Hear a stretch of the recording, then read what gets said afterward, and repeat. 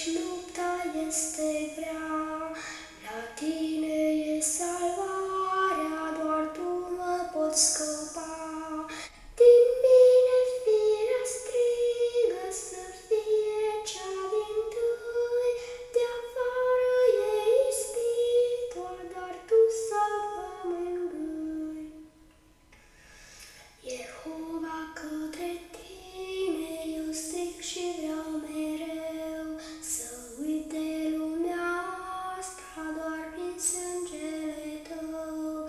Căci lumea asta, Doamne, te urăște necurmat.